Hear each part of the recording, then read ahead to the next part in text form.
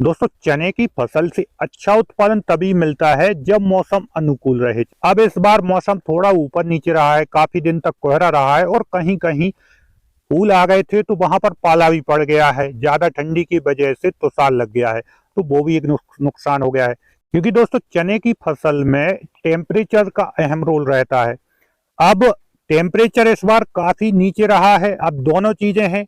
अगर फूल आते समय टेम्परेचर ज्यादा कम है, मतलब 10-12 डिग्री सेल्सियस से कम है, तब भी प्रॉब्लम है। और अगर 14-15 से ऊपर है तब भी समस्या है। तो दोनों चीजें हैं। अब मौसम तो हमारे बस की बात नहीं है, लेकिन इसमें हम क्या स्प्रे करें जिससे कि जब हमारी फसल में फूल आ रहे थे तो वो रुक गए हैं, या फूल आ चुके हैं और फल बनने में थोड़ी समस्या आ रही है, लेट हो रही है। जैसे इस बार अधिकतर देखा गया है कि फसल लगभग 60-65 दिन 70 दिन की भी हो गई है, लेकिन फूल बहुत कम संख्या में दिख रहे हैं। उसका मेन रीजन है टेम्परेचर बहुत कम रहना, साथ में कोहरा रहना। तो दोस्तों, इन सब रीजन की वजह से हर जगह चने की फसल थोड़ी कमजोर है। लेकिन हम ऐसे ही नहीं छोड़ सकते, हमें उत्पादन तो अच्छा लेना ही लेना है कैसे भी करके। तो हम इसमें क्या डालें? अब यहाँ पर हमारे किसान भाई बहुत ज्यादा कंफ्यूज रहते हैं। एक पीजीआर का स्प्रे करना चाहिए। तो पीजीआर कई प्रकार के आते हैं। उससे पहले मैं आप लोगों को बता देता हूँ समस्या मेनली क्या आ रही है। जैसे आपने देखा होगा कि फूल आ रहे थे, बहुत दिन से आपको दिख रहे होंगे, लेकिन जैसे ही टेम्परेचर डाउन हुआ है तो फूल वहीं रुक गए हैं और ग्रोथ बढ़ने लगी है, मतलब वेजिटेटिव ग्रोथ बढ़ने लगी है।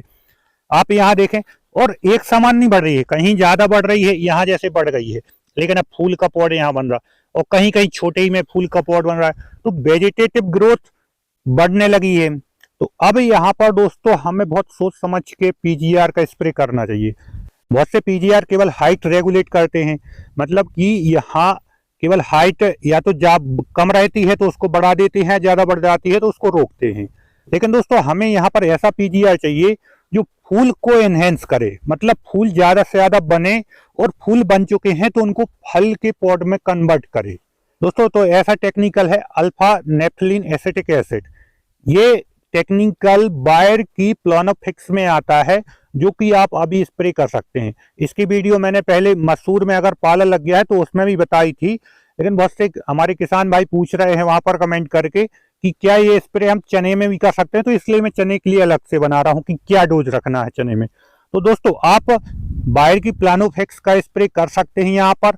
और अब दोस्तों, यहाँ पर हमें ध्यान रखना है कि हमारी फसल में अगर हमें किसी प्रकार की फंगस नहीं दिख रही है तो हम इसमें किसी प्रकार का फंगीसाइड नहीं मिला है। वो इसलिए क्योंकि यहाँ पर हमें केवल फूलों को एनहेंस करना है, मतलब फूलों की बढ़वार करना है, ना कि अगर हम दूसरा टेक्निकल इसमें मिक्स करते हैं तो हो सकता है किसी प्रकार का केमिकल रिएक्शन भी देखने को मिले, या फिर दोस्तों जो प्लानोफेक्स है उसका असर कम कर रहे। तो हमें केवल सिंगल डोज प्लानोफेक्स मतलब अल्फा नेफ्थलीन एसिटिक एसिड ही डालना है। अब इसमें और साथ में क्या डाल सकते हैं, तो इसके लिए दोस्तों हमें वाटर सोल्युबल माइक्रो न्यूट्रिएंट डालना है, वो है सबसे अच्छा बोरान।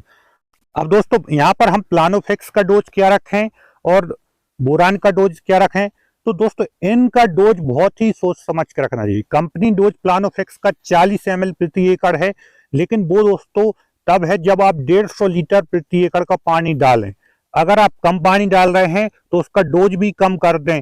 उसका डोज आप 25 से 30 ml ले सकते हैं पर एकड़ का। अगर आप 25 ml डाल रहे हैं प्रति एकड़ का तो आप 100 लीटर पानी जरूर लें।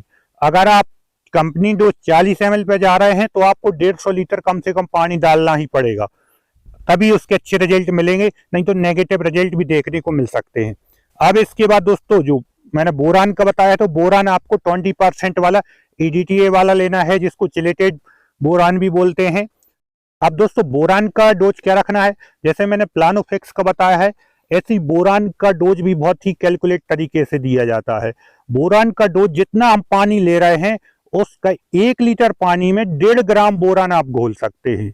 मतलब जितना पानी आप खेत में स्प्रे कर रहे हैं, मतलब 100 लीटर पानी डाल रहे हैं तो आप 150 ग्राम प्रति एकड़ का बोरान डालें। उससे ज्यादा पानी डाल रहे हैं तो आप 200 ग्राम, मतलब ज्यादा मात्रा में बोरान नहीं होना चाहिए। मतलब जितना पानी आप ले रहे हैं उसका 1.5 गुना से ज्यादा बोरान नहीं होना चाहिए।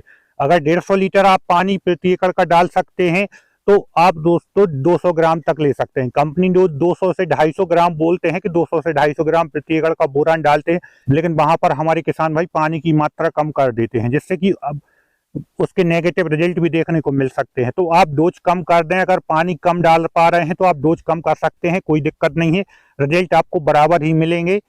और अगर आप सही पानी डाल सकते हैं, 150 लीटर प्रति एकड़ का पानी डाल सकते हैं, तो 200 ग्राम प्रति एकड़ का बोरान डालें और 40 ml प्रति एकड़ का आप प्लानोफेक्स डाल सकते हैं, जिसके रिजल्ट बहुत ही शानदार मिलेंगे।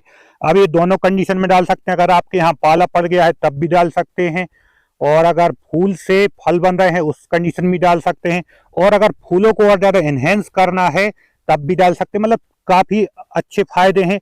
और भी कई प्रकार के पीजीआर हैं, तो हमें वो यहाँ पर स्प्रे नहीं करना है, क्योंकि यहाँ पर हमें हाइट को रेगुलेट नहीं करना है। यहाँ पर दोस्तों हमें फूल आ रहे हैं, क्योंकि फूल काफी लेट हो गए हैं फसल में, फसल काफी दिन की हो गई है, इस वजह से यहाँ पर हमें फूल बनने के लिए एनहेंस करना है कि फूल ज्यादा से ज्यादा आए, या फूल बन गए हैं तो वो फल में कन्वर्ट हो।